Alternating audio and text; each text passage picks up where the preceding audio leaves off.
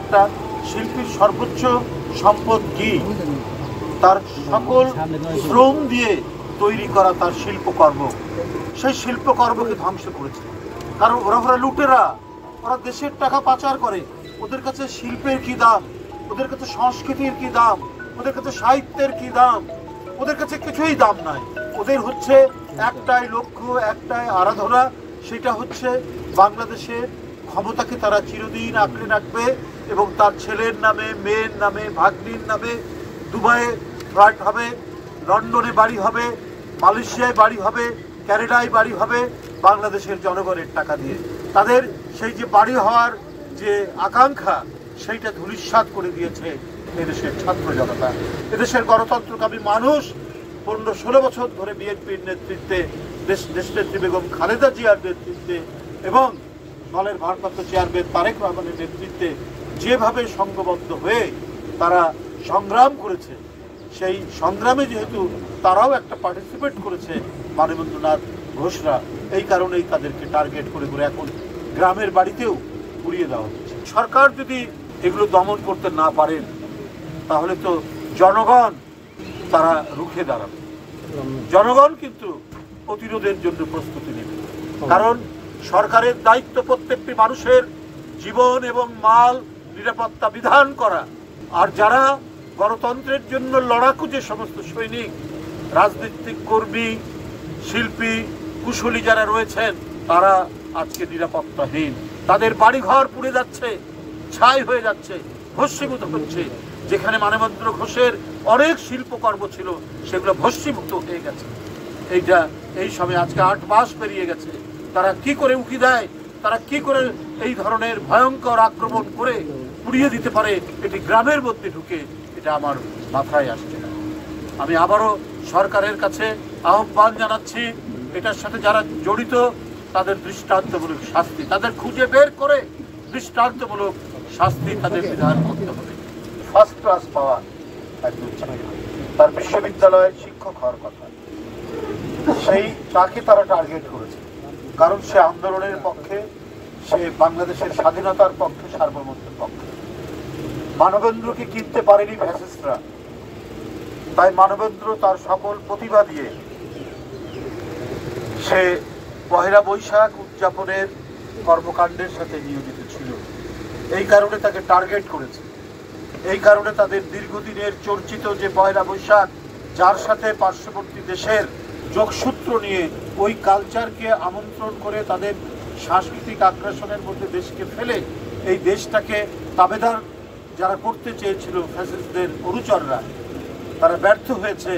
মানবেন্দ্রনাথ ঘোষেরদের মতো দেশপ্রেমিক এই সমস্ত শিল্পীদের কর্মকাণ্ডে তারা আনন্দ বৈশাখ শোভাযাত্রা করেছে, সেখানে নানা ধরনের গণতন্ত্রের পক্ষের তারা প্রতীক করেছে।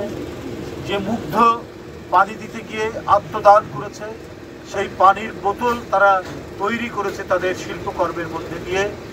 এই সব জিনিসগুলোতেই তারা টার্গেট করেছিল মানবেন্দ্রনাথ ঘোষকে। সে এবারে অত্যন্ত শান্তিপূর্ণ স্বস্তির সাথে, যেহেতু ফ্যাসিবাদ ছিল না, এই কারণে যে আন্দোলন সংগ্রামের নানা প্রতীক তৈরি করে তারা আনন্দ শোভাযাত্রা করেছে। এটাতেই ঈর্ষান্বিত হয়ে আমার মনে হয় স্বয়ং যিনি পালিয়ে আছেন তাদের প্রধান প্রতিভূ, তার নির্দেশেই এখানে ঘাপটি মেরে থাকা তাদের দোসররাই কাজ করেছে। আমরা এটা শুনেছি, শুনে এখানকার বিএনপির সকল নেতৃবৃন্দ সবাই ছুটে এসছেন, যোগাযোগ রেখেছেন। আপা লন্ডনে ছিলেন, সেখান থেকে তিনি বারবার টেলিফোন করেছেন, খবর নিয়েছেন তার পরিবারের সাথে। আমি আবারও দৃঢ় কণ্ঠে বলছি যে বিএনপি মানবেন্দ্রনাথ ঘোষের সাথে, তার পরিবারের এই দুঃসময়ে সহমর্মিতাই শুধু জানাচ্ছে না, তাদের সাথে কাঁধে কাঁধ মিলিয়ে এখানে থাকবে, এটাই আমাদের প্রত্যাশা।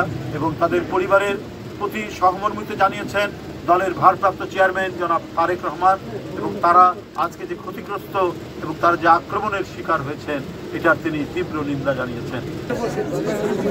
মানে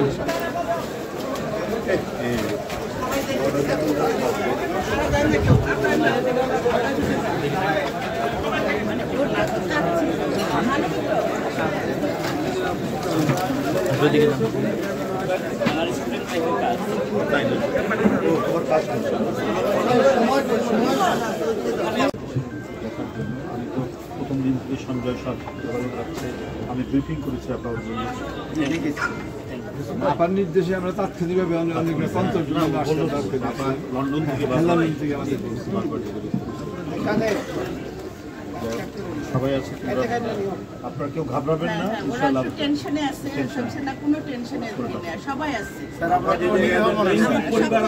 সব থেকে আমরা কত সৌভাগ্যবান যে আমাদের নেতা আমাদের সাথে আছে, তারেক রহমান আমাদের সাথে আছে, এটা আমাদের অনেক বড়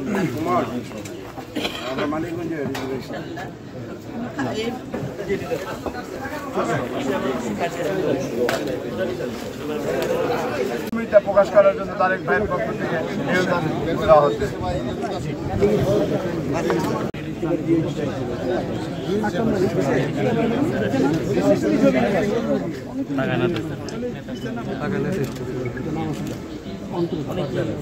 বিশেষ করে আবার তত্ত্বাবধানের সবাই মানে সংগ্রামের পর থেকে সবাই আসাম